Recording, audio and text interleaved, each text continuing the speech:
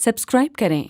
Assalamualaikum warahmatullahi wabarakatuh. Di sini saya Tri Anggreni. Saya akan menjelaskan atau memaparkan materi yang berkenaan dengan aliran Qadariyah, Mu'tazilah, dan Syiah. Nah, apa itu aliran Qadariyah, kemudian Mu'tazilah dan Syiah?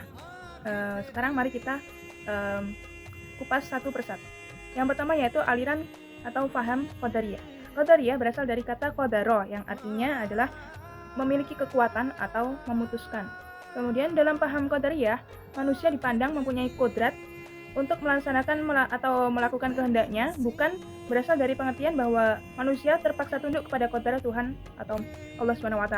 Kemudian pengertian Qadariyah secara terminologi yaitu suatu aliran yang mempunyai kepercayaan bahwa segala tindakan manusia tidak diintervensi oleh Tuhan. Jadi tiap-tiap orang adalah pencipta bagi segala perbuatannya, maka ia dapat berbuat sesuatu atau meninggalkannya atas kehendaknya sendiri. Kemudian Qadariyah memberikan suatu penekanan atas kebebasan dan kekuatan manusia dalam mewujudkan perbuatannya. Menurut Harun Nashusyan, menegaskan bahwa kaum Qadariyah berasal dari pengertian bahwa manusia mempunyai kodrat untuk melaksanakan kehendaknya, akan tetapi bukan berarti manusia terpaksa tunduk pada kodrat Tuhan. Doktrin-doktrin paham Qadariyah. Yang pertama, manusia memiliki kebebasan untuk menentukan tindakannya sendiri tanpa perintah dari Allah SWT. Yang kedua, dalam memahami takdir, aliran ini terlalu liberal. Yang ketiga, aliran Qadariyah mengukur keadilan Allah dengan barometer keadilan manusia. Jadi aliran Qadariyah menyamakan antara keadilan manusia dengan keadilan Allah. Kemudian yang terakhir adalah tidak percaya jika ada takdir dari Allah. Dasar yang menguatkan adanya aliran Qadariyah. Yang pertama yaitu surah Al-Fussilat ayat 40 yang mengatakan, kerjakanlah apa yang kamu kehendaki, sesungguhnya ia melihat apa yang kamu perbuat. Yang kedua surah Ali Imran ayat 165, dan yang ketiga yaitu Ar-Ra'd yang ayat 11, bahwa sesungguhnya Allah tidak merubah keadaan sesuatu kaum sehingga mereka merubah keadaannya sendiri. Asas-asas Qadariyah. Yang pertama, mereka mengingkari takdir Allah dengan maksud ilmunya. Yang kedua, berlebihan dalam menetapkan kemampuan manusia dengan menganggap mereka bebas dalam melakukan segala perbuatannya, atau menyamakan mereka dengan kata iradah Allah. Kemudian mereka berpendapat bahwa Allah tidak bersifat dengan suatu sifat yang ada pada makhluknya, karena ini akan membawa kepada penyerupaan atau tasbih oleh makhluk Allah. Mereka menafikan sifat-sifat ma'ani dari Allah Ta'ala. Kemudian yang D, Al-Quran adalah makhluk. Dan yang F, iman adalah pengetahuan dan pemahaman, sedang amal perbuatan tidak mempengaruhi iman. Jadi orang yang berbuat dosa besar maka tidak akan mempengaruhi keimanan seseorang. Dan yang F, mengingkari melihat Allah atau ru'yah, karena ini akan membawa kepada penyerupaan atau tasbih tadi. Dan yang G, mereka berpendapat bahwa surga dan neraka akan musnah atau fana. Jadi surga dan neraka menurut mereka tidak kekal. Yang keenam adalah tokoh-tokoh paham Qadariyah. Yang pertama ada Ibnu Sauda Abdullah bin Saba al-Yahudi. Dia adalah seorang Yahudi yang mengaku-ngaku sebagai seorang Islam. Ia memadukan antara paham Khawarij dan Syiah. Dan yang kedua ada Ma'bad al-Juhani. Ia menggugat ilmu Allah dan takdirnya.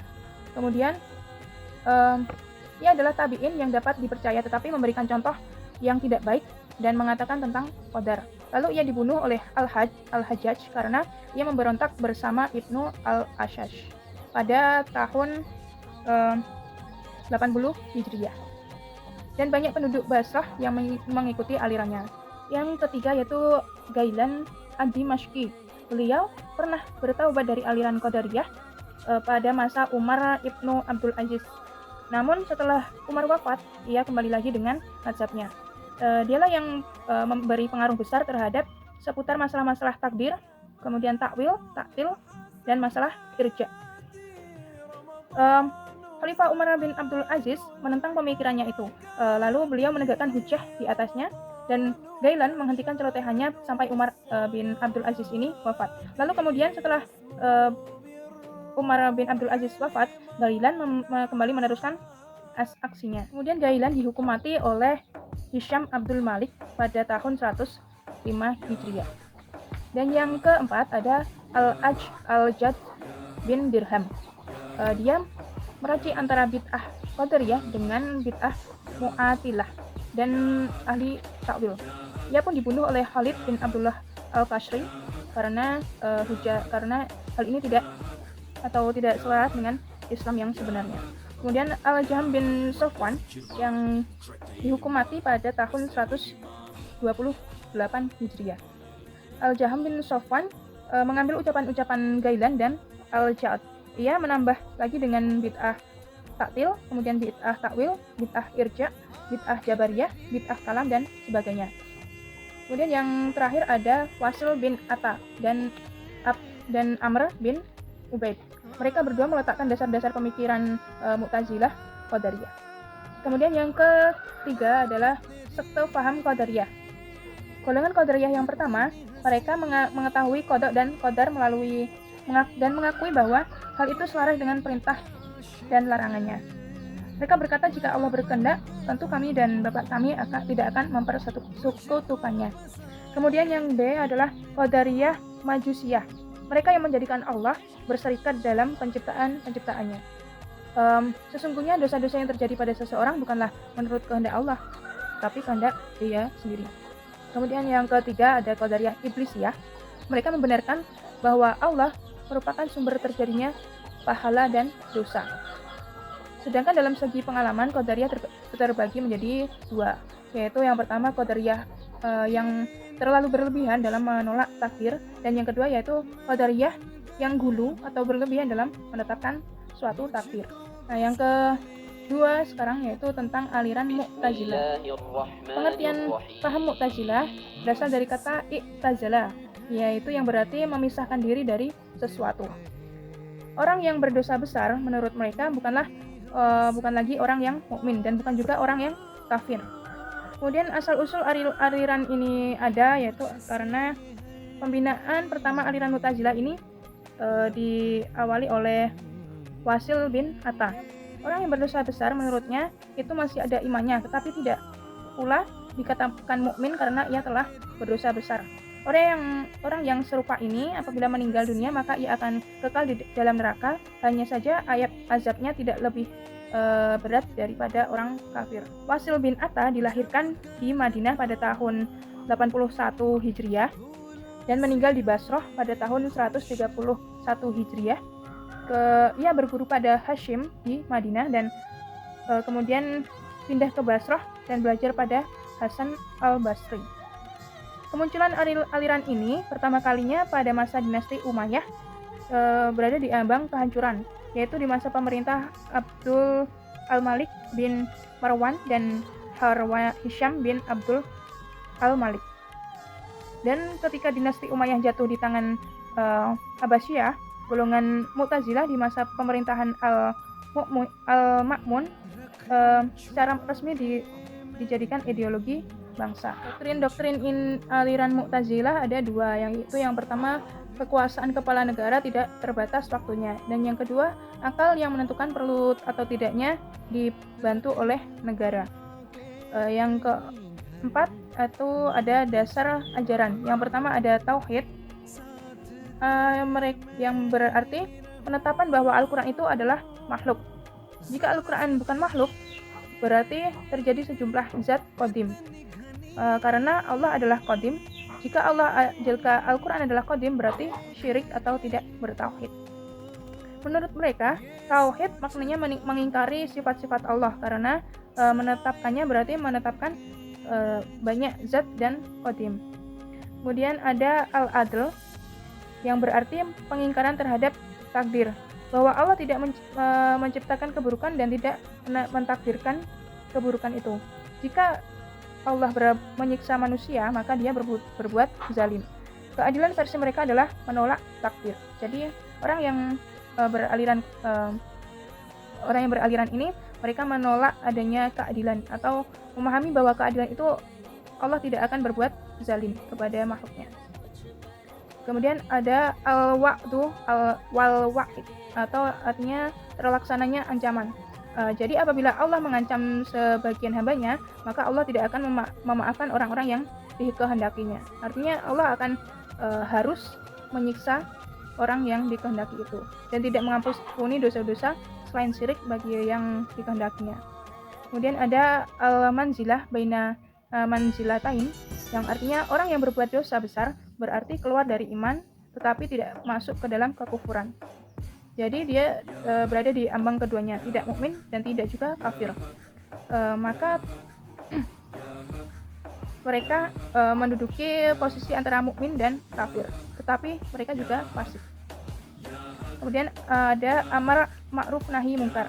Dalam pengertian amar ma'ruf nahi mungkar mereka, yaitu mereka wajib memerintahkan golongan selain mereka untuk melakukan apa yang mereka lakukan, atau melarang golongan itu, melarang orang lain untuk melakukan apa yang mereka larang.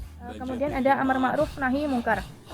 Dalam pengertian amar ma'ruf nahi mungkar menurut mereka, yaitu mereka wajib memerintahkan golongan selain mereka untuk melakukan apa yang mereka lakukan atau melarang apa yang mereka tidak lakukan. Kemudian ada kelompok Mu'tazilah. Yang pertama ada Mu'tazilah ekstrim, yang memaksakan paham mereka kepada orang lain. Jadi mereka tidak akan segan-segan melakukan kekerasan jika ada yang menentangnya. Kemudian golongan ini lahir pada masa keemasan Mu'tazilah, yaitu mereka menyalahgunakan kekuasaan al-mukmin.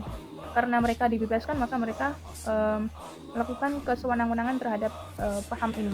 Kemudian golongan ini adalah golongan yang menjunjung tinggi dasar kelima dan dikenal dengan nama Waidiyah atau pengancam. Kemudian ada Mu'tazilah moderat. Golongan ini yang mayoritas di dalam berlakunya di masyarakat sampai kurang lebih 3 abad lamanya. Golongan inilah yang membedakannya dengan Syiah maupun Khawarij. Kemudian ada tokoh-tokoh Mu'tazilah, yaitu yang pertama Wasil bin Atta yang mempelopori adanya aliran Mu'tazilah.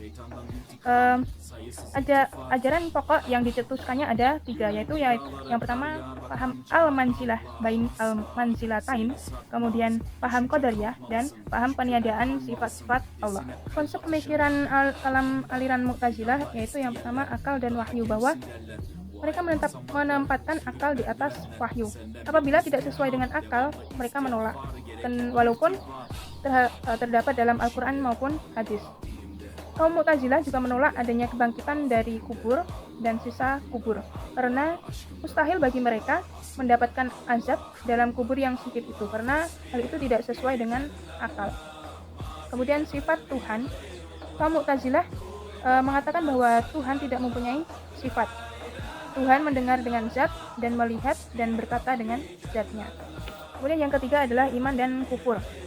Iman dan kufur ini 2 hal yang tidak dapat disatukan, karena orang mukmin yang kufur dan melakukan dosa besar pada hakikatnya dia bukan mukmin lagi, dan apabila dia meninggal dalam keadaan tidak bertobat, maka ia akan dimasukkan ke dalam neraka, dan orang ini adalah orang yang fasik dan yang bukan orang mukmin tapi bukan pula orang kafir. Kemudian perbuatan manusia yang selanjutnya, Mu'tazilah mengikatkan bahwa pekerjaan manusia dibuat oleh manusia itu sendiri, bukan oleh Tuhan. Jadi manusia benar-benar bebas dalam melakukan pilihan perbuatannya, baik ataupun itu buruk. Kemudian yang perbuatan Tuhan dan mihnah, bahwa perbuatan Tuhan hanya terbatas pada hal-hal yang baik saja, namun tidak berarti bahwa Tuhan tidak mampu melakukan perbuatan yang buruk. Nah, yang terakhir adalah tentang aliran Syiah.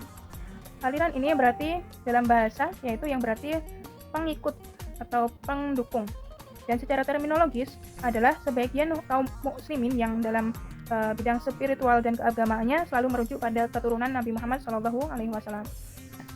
Kemudian asal usul aliran Syiah ini muncul berkaitan dengan masalah pengganti khalifah Nabi Muhammad. Mereka menolak kekhalifahan Abu Bakar, Umar bin Khattab, dan Utsman bin Affan, karena dalam pandangan mereka Ali bin Abi Thalib lah yang lebih berhak dalam menggantikan posisi Nabi Muhammad SAW. Kemudian bukti utama tentang sahnya Ali sebagai penerus Nabi adalah peristiwa Ghadir Khoum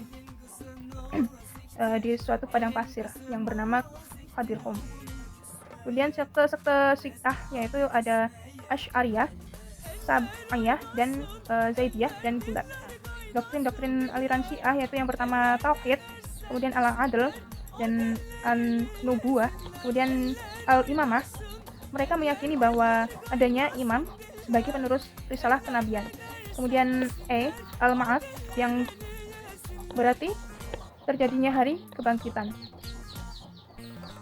Dalam perkara kenabian, Syiah meyakini bahwa jumlah nabi dan rasul terdiri dari 124.000. Kemudian nabi dan rasul terakhir ialah Nabi Muhammad. Nabi Muhammad adalah suci dari segala aib dan nabi yang paling utama yang pernah diutus oleh Subhanahu wa taala. Kemudian Ahlul Bait Nabi Muhammad yaitu Imam Ali, Sayyidah Fatimah, Imam Hasan dan Imam Husain, dan 9 imam dari keturunan Imam Husain adalah manusia suci sebagaimana Nabi Muhammad SAW. Kemudian Al-Quran adalah mukjizat kekal Nabi Muhammad. Kemudian tokoh-tokoh aliran Syiah yang pertama ada Abu Dzar Al-Ghifari, Mi'qad bin Al-Aswad, kemudian Ammar bin Yasir, dan sejumlah ulama yang menyatakan diri sebagai keluarga Nabi Muhammad SAW atau yang disebut dengan Ahlul Bait. Kemudian sekte aliran Syiah yaitu ada 12, yang pertama 12 imam, disebut juga sebagai Imamiyah atau Isna Asyariyah karena mereka percaya tentang adanya 12 imam dan berhak memimpin kaum muslimin hanyalah para Ahlul Bait. Dan urutannya ada Ali bin Abi Thalib, kemudian Hasan bin Ali, kemudian Husain bin Ali, Ali bin Husain, Muhammad bin Ali, Ja'far bin Muhammad, Musa bin Ja'far, kemudian Ali bin Musa, kemudian Muhammad bin Ali, kemudian Ali bin Muhammad, kemudian Hasan bin Ali dan Muhammad bin Hasan. Mereka adalah keturunan Nabi Muhammad. Kemudian yang B ada Zaidiyah. Zaidiyah ini merupakan Syiah 5 imam karena merupakan pengikut Zaid bin Ali bin Husain bin Ali bin Abi Thalib. Dan urutan imamnya ada Ali bin Abi Thalib, kemudian Hasan bin Ali, Husain bin Ali, Ali bin Husain, dan Zaid bin Ali. Kemudian ada Syiah Ismailiyah, yaitu Syiah 7 imam karena mereka meyakini adanya 7 imam dan mereka percaya bahwa imam ketujuh adalah Imam Ismail.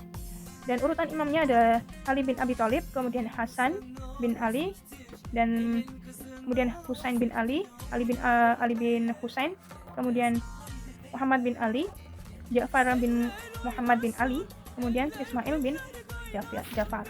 Nah, itulah semua pembahasan tentang aliran-aliran Qadariyah, kemudian Mu'tazilah dan Syiah. Semoga bermanfaat bagi kita semua dan semoga Allah melindungi kita dari aliran-aliran yang sesat dari jalan Allah Subhanahu wa taala. Sekian dari kami. Wassalamualaikum warahmatullahi wabarakatuh.